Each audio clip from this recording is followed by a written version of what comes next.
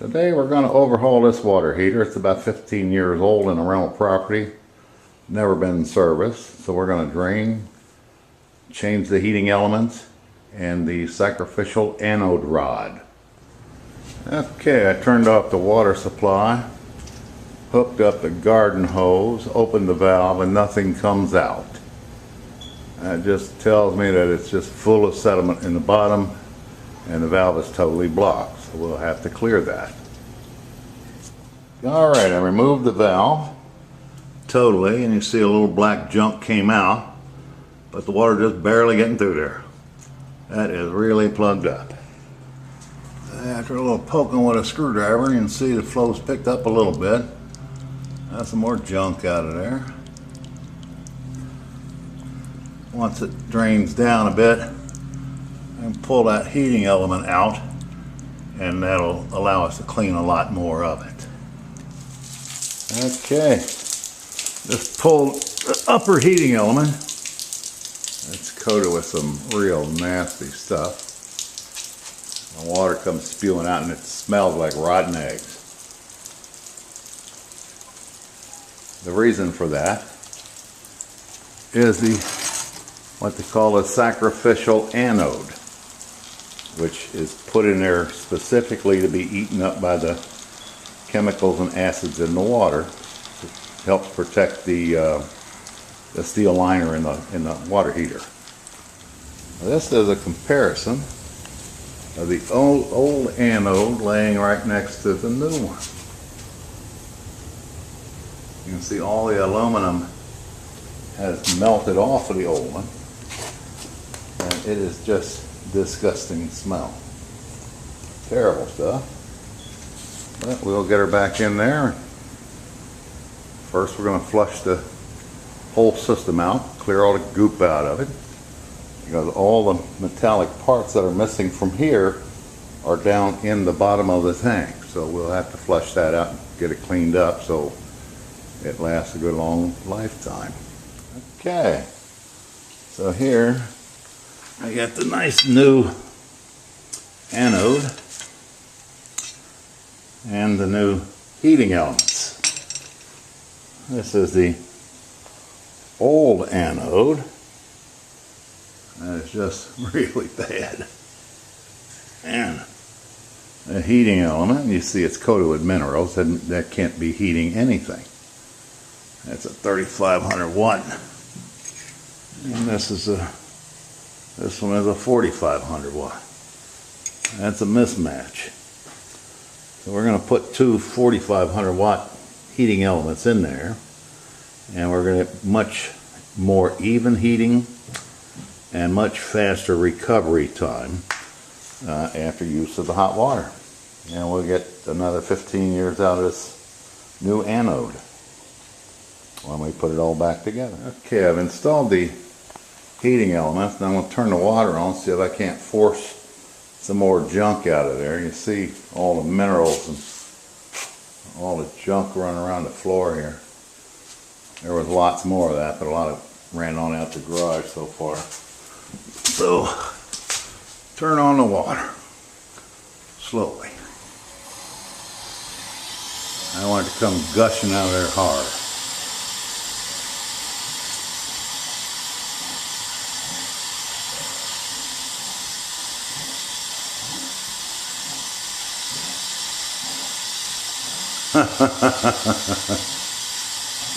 Okay.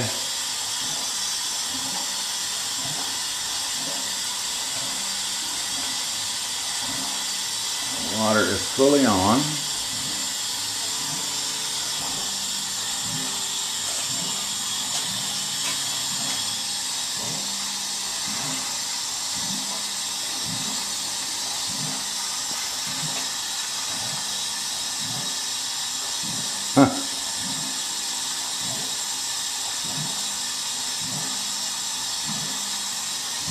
Might have to do a little probing here.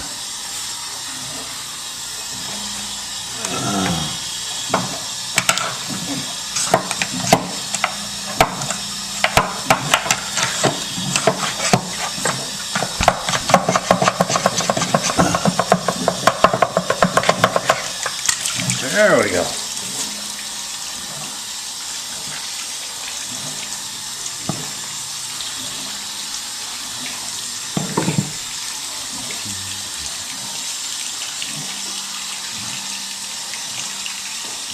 A little bit of it. Pile's breaking loose now.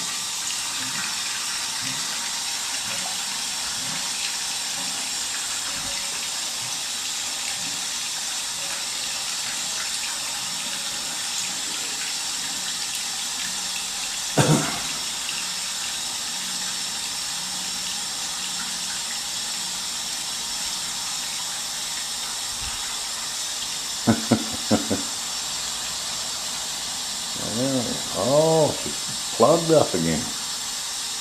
Yeah. Let's go back in there with our little probe.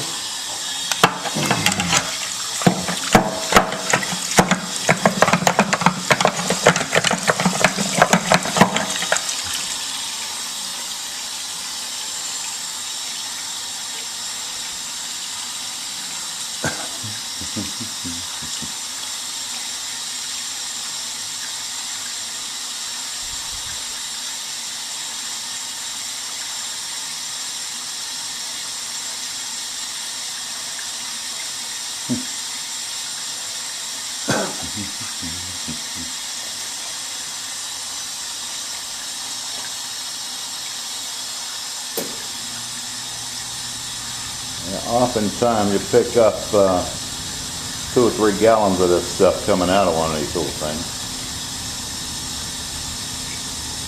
And that's not counting the water, that's just the mineral in the garbage.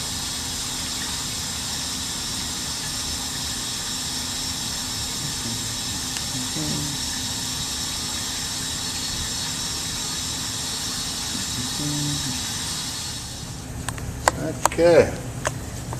That's a little awkward.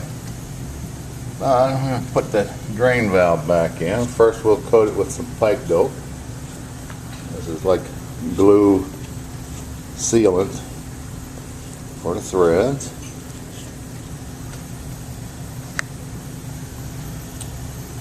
How are we doing there? I need a little over there.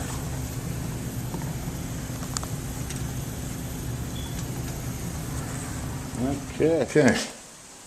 We reinstalled the drain valve. Hopefully we got most of the blockage out of there. I want to see water coming out of that valve.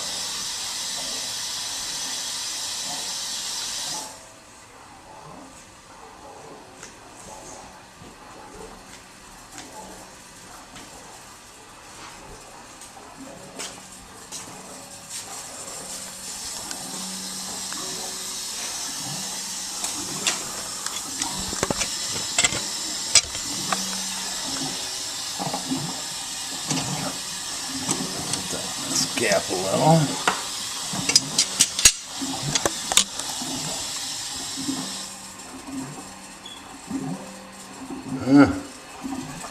Looks a little slow. And we'll pop it back off and drain some more sludge. Let it build up a little bit. Okay, we got it all back together. Just got it filled back full of water.